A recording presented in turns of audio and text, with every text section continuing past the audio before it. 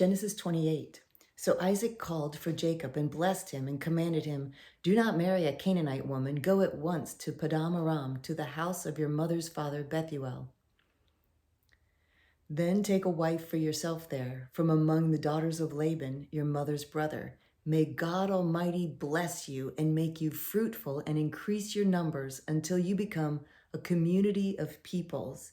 May he give you your descendants the blessing given to Abraham, so that you may take possession of the land where you now live as an alien, the land God gave to Abraham." Then Isaac sent Jacob on his way, and he went to Paddan Aram to Laban, son of Bethuel the Aramean, the brother of Rebekah, who was the mother of Jacob and Esau. Now Esau learned that Isaac had blessed Jacob and had sent him to Paddan Aram to take a wife from there, and that when he blessed him, he commanded him, "Do not marry a Canaanite woman," and that Jacob had obeyed his father and mother and had gone to Paddan Aram. Esau then realized how displeased the Canaanite women were to his father Isaac, so he went to Ishmael and married Mahalath, the sister of Nebaioth, and daughter of Ishmael, son of Abraham, in addition to the wives he already had. Jacob left Beersheba and set out for Haran. When he reached a certain place, he stopped for the night because the sun had set. Taking one of the stones there, he put it under his head and lay down to sleep. He had a dream in which he saw a stairway resting on the earth, with its top reaching to heaven, and the angels of God were ascending and descending on it. There above it stood the Lord, and he said, "I am the Lord, the God of your father Abraham, the God of Isaac. I will give you and your descendants the land on which you're lying. Your descendants will be like the dust of the earth, and you will spread out to the west and to the east, to the north and to the south. All peoples on earth will be blessed through you and your offspring." Wow. "I am with you and will watch over you wherever you go, and I will bring you back to this land. I will not leave you until I have done what I have promised." Wow, that's a really big promise. When Jacob awoke from his sleep, he thought, "Surely the Lord is in this place, and I was not aware of it." He was afraid and said, "How awesome is this place! This is none other than the house of God. This is the gate of heaven." Early the next morning, Jacob took the stone he had placed under his head and set it up as a pillar and poured oil on top of it. He called that place Bethel, though the city used to be called Luz. Then Jacob made a vow, saying, "If God will be with me and will watch over me on this journey I'm taking, and will give me food to eat and clothes to wear, so that I return safely to my father's house, then the Lord will be my God, and this stone that I have set up as a pillar will be God's house. And of all that you give me, I will give you a tenth." Wow. Genesis 29. Then Jacob continued on his journey and came to the land of the eastern people.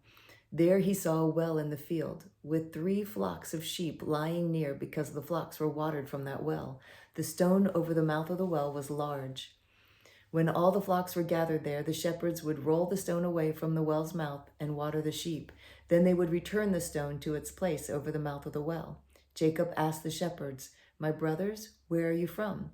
"We're from Haran," they replied. He said to them, "Do you know Laban, Nahor's grandson?" "Yes, we know him," they answered. Then Jacob asked them, "Is he well?" "Yes, he is," they said. "And here comes his daughter Rachel with the sheep." "Look," he said, "the sun is still high. It is not time for the flocks to be gathered. Water the sheep and take them back to pasture." "We can't," they replied, "until all the flocks are gathered and the stone has been rolled away from the mouth of the well. Then we will water the sheep." While he was still talking with them, Rachel came with her father's sheep, for she was a shepherdess. When Jacob saw Rachel, daughter of Laban, his mother's brother, and Laban's sheep, he went over, rolled the stone away from the mouth of the well, and watered his uncle's sheep. Then Jacob kissed Rachel and began to weep out loud. He told Rachel that he was a relative of her father and a son of Rebekah, so she ran and told her father. As soon as Laban heard the news about Jacob, his sister's son, he hurried to meet him. He embraced him and kissed him and brought him to his home. And there Jacob told him all these things. Then Laban said to him, "You are my own flesh and blood." After Jacob had stayed with him for a whole month, Laban said to him, "Just because you are a relative of mine, should you work for me for nothing? Tell me what your wages should be." Now Laban had 2 daughters. The name of the older was Leah. The name of the younger was Rachel. Leah had weak eyes, but Rachel was lovely in form and beautiful. Jacob was in love with Rachel and said, "I'll work for you 7 years in return for your younger daughter, Rachel." Laban said, "It's better that I give her to you than to some other man. Stay here with me." So Jacob served 7 years to get Rachel, but they seemed like only a few days to him because of his love for her. Then Jacob said to Laban, "Give me my wife. My time is completed, and I want to lie with her." So Laban brought together all the people of the place and gave a feast. But when evening came, he took his daughter Leah and gave her to Jacob, and Jacob lay with her. And Laban gave his servant girl Zilpah to his daughter as her maidservant. When morning came, there was Leah. So Jacob said to Laban, "What is this you've done to me? I served you for Rachel, didn't I? Why have you deceived me?" Laban replied, "It's not our custom here to give the younger daughter in marriage before the older one. Finish this daughter's bridal week, and then we will give you the younger one also in return for another 7 years of work." And Jacob did so. He finished the week with Leah, and then Laban gave him his daughter Rachel to be his wife. Laban gave his servant girl Bilhah to his daughter Rachel as her maidservant. Jacob lay with Rachel also, and he loved Rachel more than Leah. And he worked for Laban another 7 years. When the Lord saw that Leah was not loved, he opened her womb, but Rachel was barren. Leah became pregnant and gave birth to a son. She named him Reuben, for she said, "It's because the Lord has seen my misery. Surely my husband will love me now." She conceived again, and when she gave birth to a son, she said, "Because the Lord heard that I am not loved, he gave me this one too." So she named him Simeon. Again she conceived, and when she gave birth to a son, she said, "Now at last my husband will become attached to me, because I have borne him 3 sons." So he was named Levi. She conceived again, and when she gave birth to a son, she said, "This time I will praise the Lord." So she named him Judah. Then she stopped having children. Genesis chapter 30. When Rachel saw that she was not bearing Jacob any children, she became jealous of her sister. So she said to Jacob, "Give me children or I'll die." Jacob became angry with her and said, "Am I in place of God, who has kept you from having children?" Then she said, "Here is Bilhah, my maidservant. Sleep with her so that she can bear children for me, and that through her I can build a family."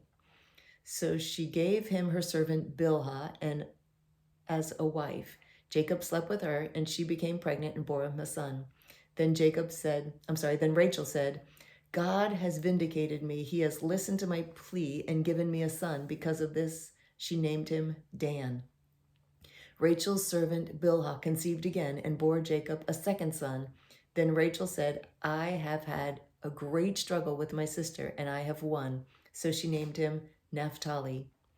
When Leah saw that she had stopped having children, she took her maidservant Zilpah and gave her to Jacob as a wife. Leah's servant Zilpah bore Jacob a son.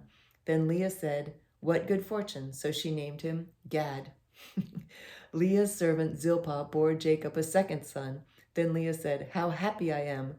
The women will call me happy." So she named him Asher. During wheat harvest, Reuben went out into the fields and found some mandrake plants, which he brought to his mother Leah. Rachel said to Leah, "Please give me some of your son's mandrakes." But she said to her, "Wasn't it enough that you took away my husband? Will you take my son's mandrakes too?" "Very well," Rachel said. "He can sleep with you tonight in return for your son's mandrakes." So when Jacob came in from the fields that evening, Leah went out to meet him. "You must sleep with me," she said. "I have hired you with my son's mandrakes." So he slept with her that night. God listened to Leah, and she became pregnant and bore Jacob a 5th son. Then Leah said, "God has rewarded me for giving my maidservant to my husband." So she named him Issachar. Leah conceived again and bore Jacob a 6th son. Then Leah said, "God has presented me with a precious gift. This time my husband will treat me with honor because I have borne him 6 sons, so she named him Zebulun. Sometime later, she gave birth to a daughter and named her Dinah. Then God remembered Rachel. He listened to her and opened her womb. She became pregnant and gave birth to a son and said, God has taken away my disgrace. She named him Joseph and said, may the Lord add to me another son. After Rachel gave birth to Joseph, Jacob said to Laban, send me on my way so I can go back to my own homeland. Give me my wives and children for whom I have served you, and I will be on my way. You know how much work I've done for you. But Laban said, if I have found favor in your eyes, please stay. I have learned by divination that the Lord has blessed me because of you. He added, name your wages, and I will pay them. Jacob said to him, you know how I have worked for you and how your livestock has fared under my care. The little you had before I came has increased greatly, and the Lord has blessed you wherever I have been. But now, when may I do something for my own household? What shall I give you? He asked.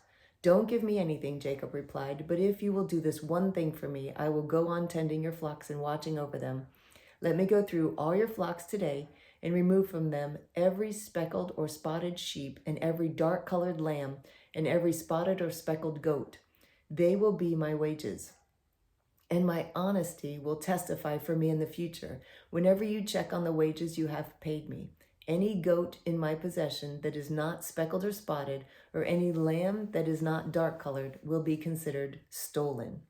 Agreed, said Laban. Let it be as you have said. That same day he removed all the male goats that were streaked or spotted, and all the speckled or spotted female goats, all that had white on them, and all the dark-colored lambs, and he placed them in the care of his sons.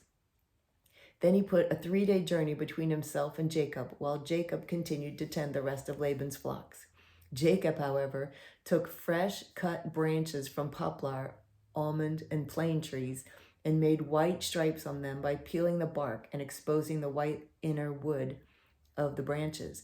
Then he placed the peeled branches in all the watering troughs so that they would be directly in front of the flocks when they came to drink.